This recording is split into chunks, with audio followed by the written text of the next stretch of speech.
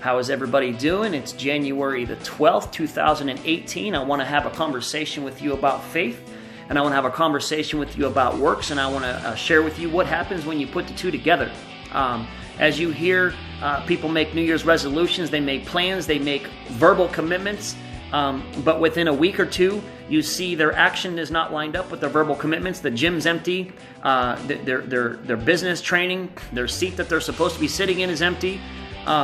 Their schedule for their business, there's no meetings booked, there's no, oftentimes people will confess with their mouth that they believe and they have faith. I believe this is going to happen. I believe God's going to bless me, but their actions are not lined up with that. So I want to share with you really quickly in the book of James. It's in the second chapter, and it's verses 17 and 18. It says, "Even so faith, if it hath not works, is dead being alone.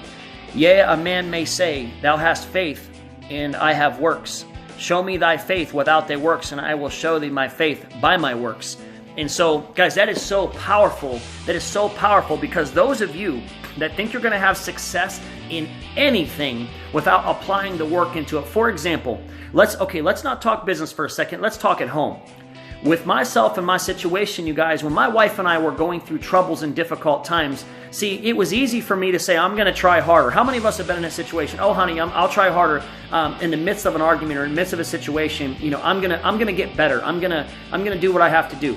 But then nothing follows those words. See, when we were in the hardest times and most difficult times, we went into a marriage class, went into a marriage seminar, and continue to go and still go today. In fact, now we minister to a lot of people now, which is kind of crazy, how that works. But it wasn't just saying anymore, yeah, honey, I'll fix things. I'll take care of things. But there was no action put behind it. See, the works is where the faith was actually put into action and results started coming. So now let's talk business for a second. Those of you that get started in your organization, get started in your business, how many times have you ever met anybody and they say, listen, I'm getting started and I know I'm going to fail? No.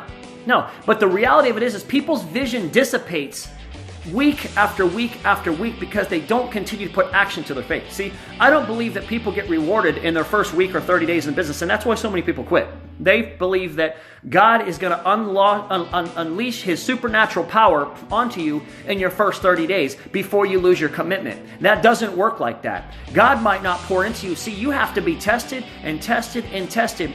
I always tell people, and I even heard my pastor say this exact same thing. He's like, when opportunity meets preparation, good luck happens.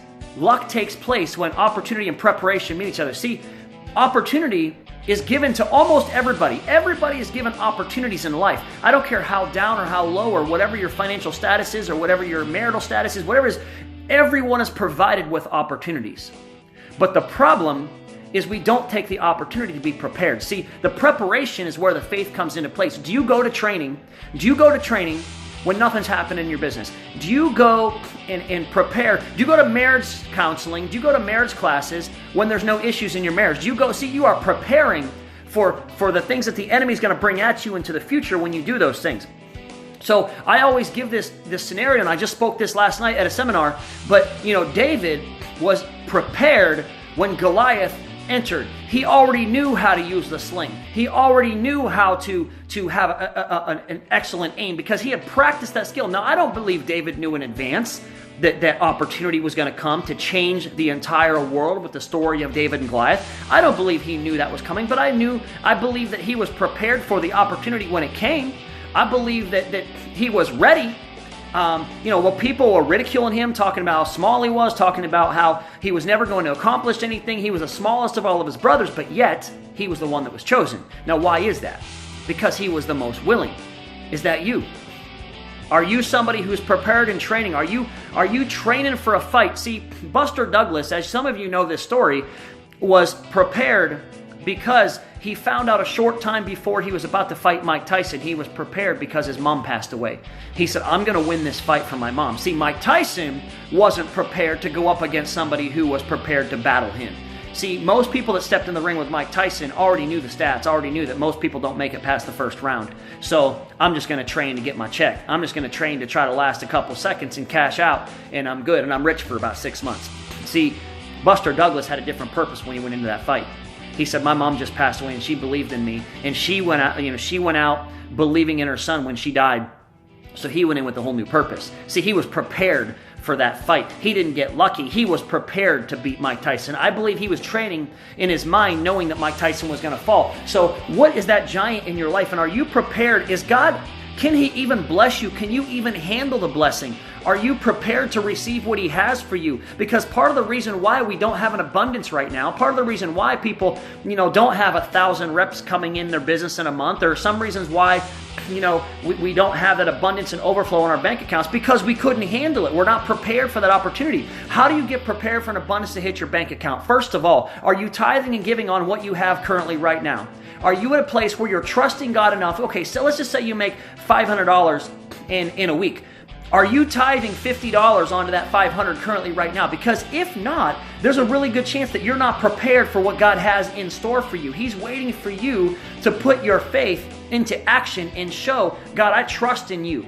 I trust in you. I shared this not too long ago, but I'm going to share it again. There's a story I heard about a gentleman who was up against a job. He was trying to get a job that 300 other people were going against.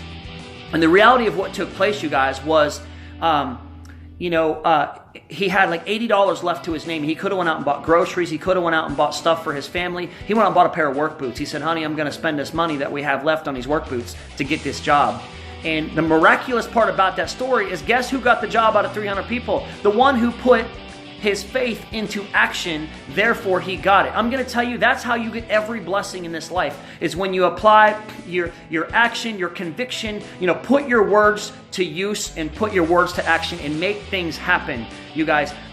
That's how faith works. Give when you don't have it to give. Give with the expectation that it's going to come. See, if you give only to receive, then your mindset is wrong. But if you give knowing that you're planting seed into a ground that is going to grow and is going to change and it's going to affect people's lives. See, I'm going to close with this, you guys, when it comes to putting your faith into action. But when I first started going to Solid Rock Church, let me share with you, I started tithing and I started giving.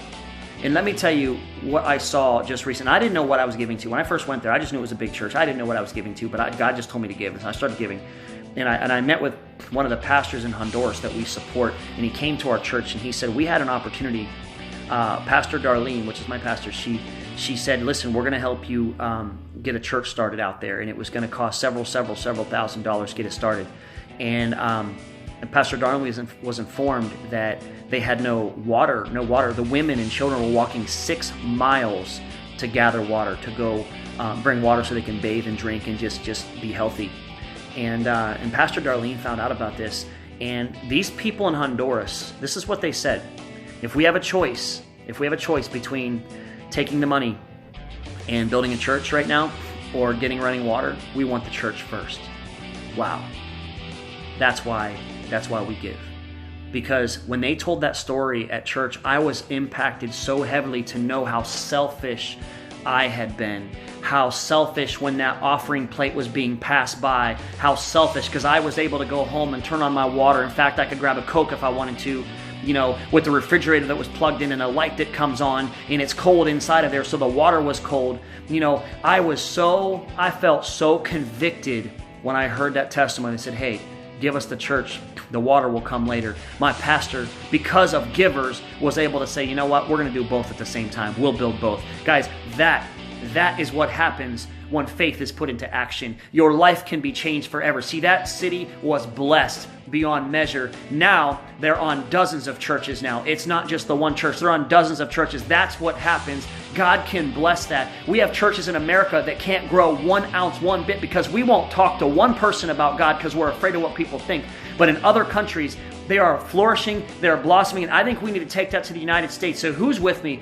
You want to blow up your business? Let's make things happen. Let's put our faith into action and talk to as many people as we can. You want to make things happen at your church? Start putting in the offering plate, but also start putting somebody in the pew beside you. Because if you believe that Jesus died for you and that you are forgiven and you're going to be in heaven, then doesn't it make sense, if we believe that we tell others about it, because that's what the Bible says. So guys, I hope that this was an encouraging message to you. God bless you, and we'll talk to you all soon.